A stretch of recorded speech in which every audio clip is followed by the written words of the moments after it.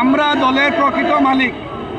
আমরা বাংলাদেশ জাতীয়তাবাদী দল বিএনপির যে ধানের শীষের মার্কা, আমরা যে তৃণমূলের নেতাকর্মীরা রয়েছি, আমরা হচ্ছি পার্মানেন্ট মালিক ধানের শীষের।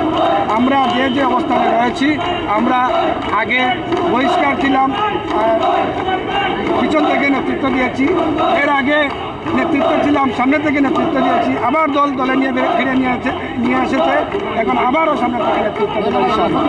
রাষ্ট্র মেরামতের যে 31 দফা কর্মসূচি আমাদের নেতা জনাব তারেক রহমান দিয়েছেন, সেই কর্মসূচি বাস্তবায়নের মাধ্যমে আমি আমার কৃতজ্ঞতা প্রকাশ করব। আমরা তাদেরকে এই মেসেজই বলতে চাই, আপনারা সংশোধন হন, তওবা করেন, জনগণের কাছে এসে ক্ষমা প্রার্থনা করেন। জনগণ চাইলে আপনাদেরকে ক্ষমা করে দিতে পারে। ওদের নামটাই আমি নিতে যাচ্ছি না, ওদের নাম নিলে ওদেরকে প্রচার করা হবে। ওনারা যে লকডাউন দিয়েছে, এটা একটা হাস্যকর ব্যাপার। ঢাকায় বিচ্ছিন্ন একটি ঘটনা ঘটেছে। আমরা আমার ভোর থেকে গত রাত থেকে আমরা কিন্তু সারা রাত আমরা দমন করে আমরা পাহারা দিয়েছি। আমরা কোনো ছাত্রলীগ, যুবলীগ বা তার অঙ্গ সংগঠনের কোনো কর্মসূচি আমাদের চোখে